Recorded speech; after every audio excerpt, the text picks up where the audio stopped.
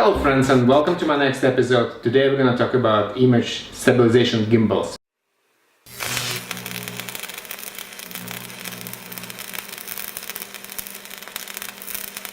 To actually stabilize your image, it will use 3-axis gimbal, which is similar to what you have on Mavic Pro or some other gimbals which are actually very popular inside the drones right now. The same approach applies for the actual gimbals to stabilize your phone. And together with image stabilization of the phone, sometimes even though we got into the conflict, but most of the time it will work, you actually get pretty stable image. Even when you walk or you run, your image is going to be battery smooth and you will actually be using that. And even if it is a little bit shaky, it's much easier to process that in a post on your video editing software and make it absolutely smooth, and that's gonna look just amazing. So I was on the market for this device, and I initially looked on DJI Osmo Mobile 2. I wanted for a long time to get this device, but that's all started when I first saw DJI Osmo. And it's just blown my mind because it's very nice and it's solid and it's like all the metal, and it's like you look at it, you hold it in your hand, and it feels very nice. But I was expecting something similar to be on DJI Osmo Mobile 2, but for the less price. If you know, DJI Osmo Mobile is around $250 and DJI Osmo Mobile 2 is around $125. So this is a good deal, but when I walk to the Apple store and start looking at it and see how it will feel in my hand and how to handle it and stuff, it didn't click with me. For some reason I was feeling like it's a bit cheap made probably because of the plastic and the color of the plastic and all the other stuff together. They didn't just work very nice for me, and it didn't click. So I was still on the market to do some research to find what else is recommended by the YouTubers or some other video editors to use as a stabilization device for the phone. Because most of the time when you go outside, especially during the summertime, when you're making movies outside, it's much easier and you're gonna end up in much better result if you use something like that. So at the end I end up finding and buying this thing. It's Zhiyun Smooth 4. It's highly rated and very reasonably priced gimbal for your phone. It will work with Android and it will work with Apple devices as well. And it's pretty much 3x gimbal, which will stabilize the phone, and you can use that and fully control your video from the gimbal itself. I looked at multiple reviews about this device and I just decided that's the device for me, because it's allowing you to do lots of stuff which is normal, even DJI device will not let you do. But I was a little bit worried about missing joysticks, so you can not rotate cameras and just control how the gimbal position your camera and stuff. But at the end, it turned out to be not such a big deal, because Zhiyun Smooth 4, you just pan the actual gimbal down and up or with left to the right, and the camera will move without actually using the joystick to rotate, just the actual base on the gimbal.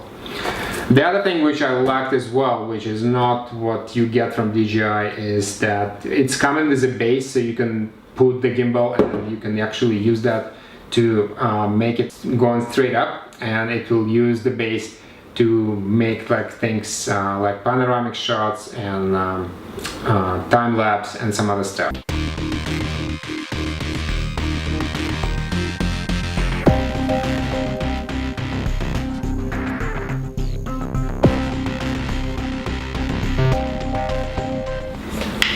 So this is how the gimbal looks. I've already put the base in, and as you can see, the base is very nice. It's just solid, and you put it like that and it's going to be standing on your table. Putting this base into the set together and not being forced to buy separate is very nice, and that's very thinking about the actual creators who are doing this work. Let's take a closer look at this device right now, and to go around menus and buttons on the device, and I will give you some information about the things why I like it more than DJI and what options I'm using primarily on this device and how I'm doing that.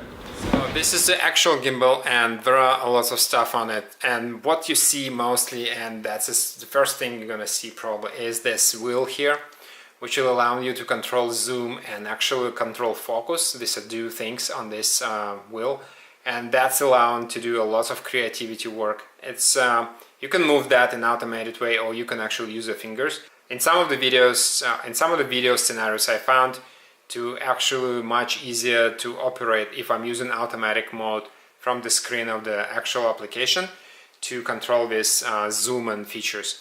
So there are also menu buttons and display buttons. This is the focus, this is the camera, and this is the recording button, and it's pan. So it's pan flow or the lock of the actual gimbal. So let's connect the phone to it, and we'll talk more about that. This is true for any gimbal. Basically, once you get the phone connected, you have to rotate it like that and see if the phone is balanced. So it should not move or be on the one side more than the other. If your phone does that, there is a connection like here, and you need to extend this arm. All you have to do is just loosen this fix here, and it will extend the arm.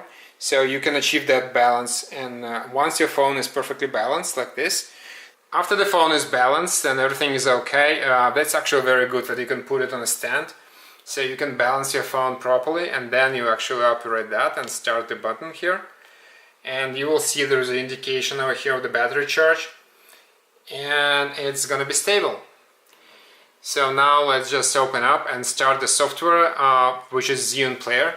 You can use that, or you can actually go and use standard camera, but it's recommended to use Zhiyun Player software instead, because it will fully make advantage of all these buttons, and all these controls will be transparently moved over to the phone, and you would not have to touch the screen to actually operate that. The software is called Zhiyun Play. You can download it from the Apple Store, from the App Store, and once you run that, it will actually ask you to connect to your phone. I'm currently having Smooth 4 selected. I have connected it previously because I've been using that for a while already.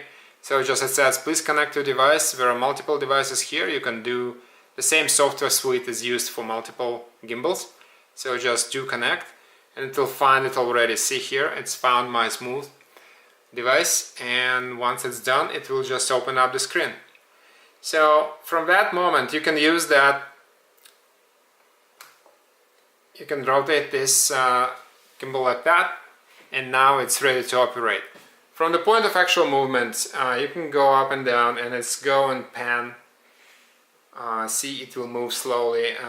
So once you're moving up, if you go left to right, it will move as well, very slowly for you. It will follow your movement, even though it's gonna be a little bit delayed initially, but after that it will stabilize and actually make your shot very smooth.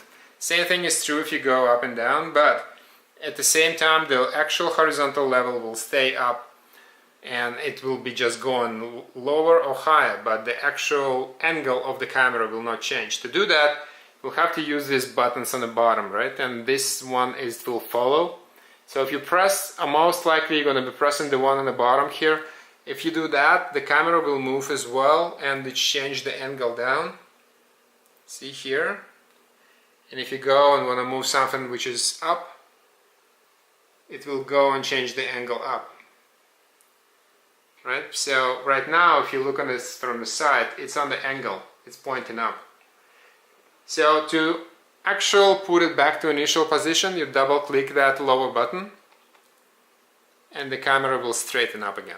So right now let's look on the features of the menu as well. So this is the feature. You press this menu button over here, and it will show up the menu right on the screen. And using the wheel, which is actual multifunction wheel, you can use the focus and select whatever you need to be selected from the settings perspective. So there's a camera, there's a flash, timer, HDR, white balance, resolution, manual settings, scenery, and different scenes, filters if you want some, and general settings.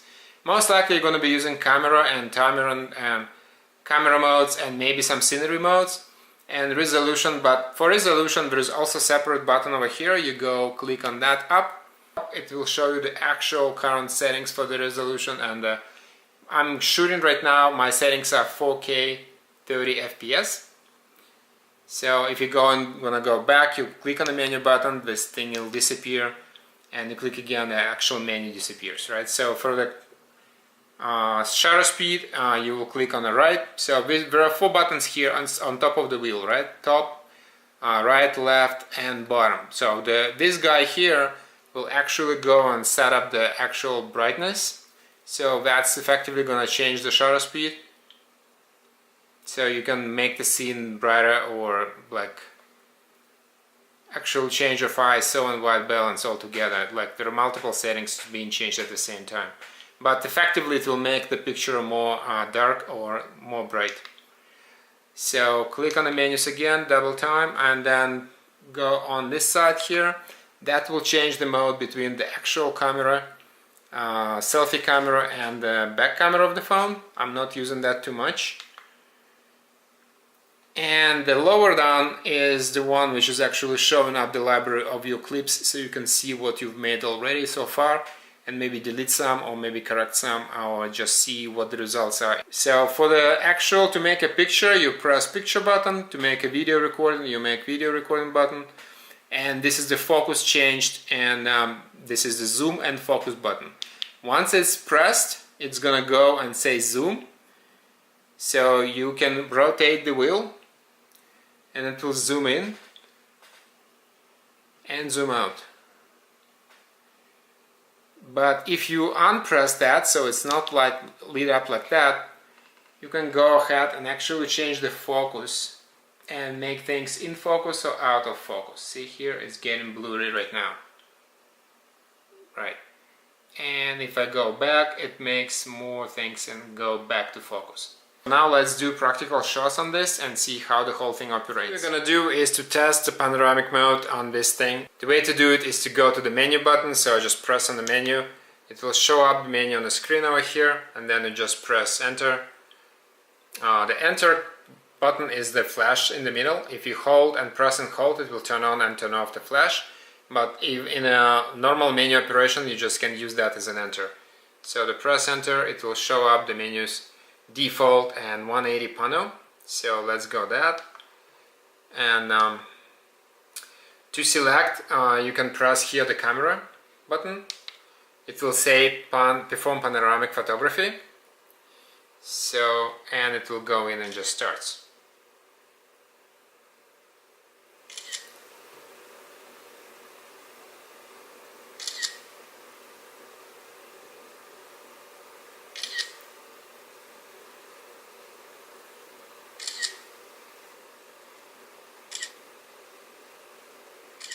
Once the whole thing is done, the camera will rotate back to original position, and then it reassemble the picture for you. We're gonna do right now 3x3 video, 3x3 photo. So it's gonna see here indicator. There's a 3x3 indicator right there. So the mode is set right now. All I have to do is just press the button for the actual picture, which is this one, and it will start doing it. Perform panoramic photography. Okay. Right, this one.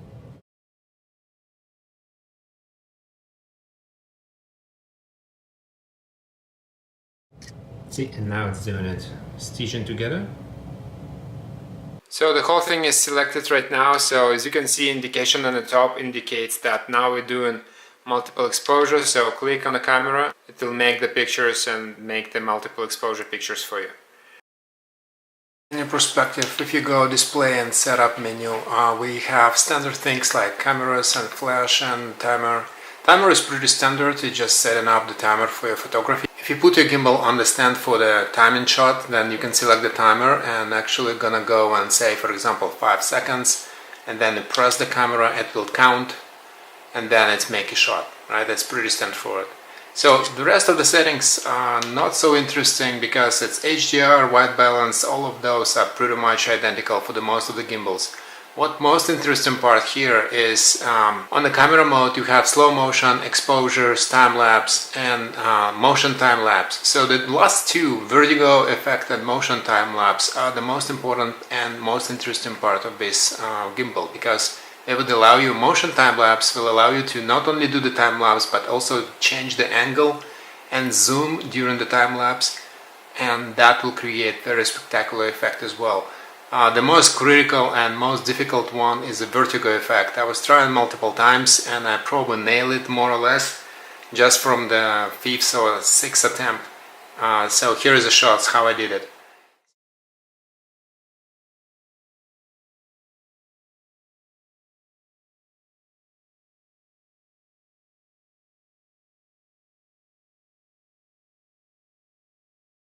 Here I'm gonna do the motion time lapse. So first of all, you select the first shot, change the angle, whatever you want to do, right? And then just gonna get composition for the first shot.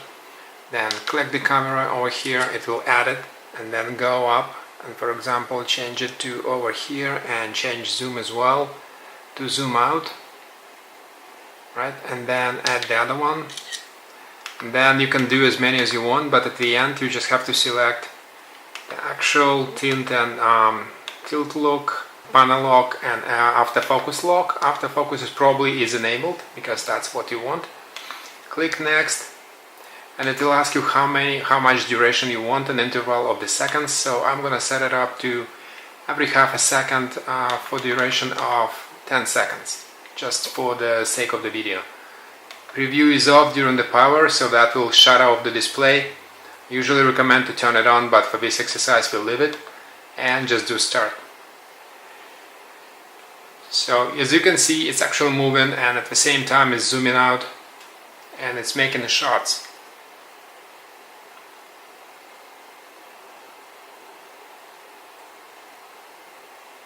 Alright, that was 10 seconds. Okay, now you press back, double click, and it will level down the gimbal. And it's back to facing you again. That all was the plus signs of this particular gimbal, and I cannot say enough, that's very good. And from the thinking of how what the actual video creator will use and how to use it, it's very thought through, and this wheel is a magic thing. The only downside which I noticed recently is that this Bluetooth connection sometimes goes disconnected. Especially when you operate the gimbal for a long time, you press menus here and your screen does not really reflect anything. That's the indication for you that you have to reconnect. Likely you can press that button on the screen and actually find your smooth again, and it will reconnect, and then you can continue from the moment where you stopped, even if you're inside some of the menus, for example. Plus sign, you can actually keep this gimbal up and running, and if you move motors like that and hold it, it will click. See here, there is a little latch here, it will click in place. Then the motors will be at ease, they will not use the power, and you can actually, if you need it, you just can rotate it back and it will unlock and actually start working again. See, it will up and it's leveled down again. So the good thing, that's the good thing about this gimbal. The other thing is, once it's in a lock position, your gimbal is not going to move anywhere. So you're not going to end up just shaking and like moving your phone on the gimbal left and right all the time, which is the case for most of the gimbals because we don't have that lock position. It's pretty straightforward, very easy to do. I'm not sure why the other guys didn't do it, but that thing is really time saver. And when you go around and you move your gimbal, move the phone like that, it will not bounce back and forth. Like that's how people actually hit the actual different walls and objects with their phones. The other thing is, you can actually use the camera vertical mode as well. All you have to do is just release that lock over here and change and rotate the camera, so it will still be in stabilized position, but it will be in a portrait mode, not in a late scan mode. I'm not shooting in a portrait mode, but it's a nice feature to have. Alright, so that's pretty much it. That's it for today's video. Thanks for watching, and thanks for staying with me till the end. If you like this video, click the like button, subscribe to the channel, share it with your friends. And just stay positive for the summer, right? Because the summer is here, so you better enjoy it. Make a lot of good shots, a lot of good videos, and enjoy the life. Anyway, I'll see you in the next technical review video very soon. For now, peace.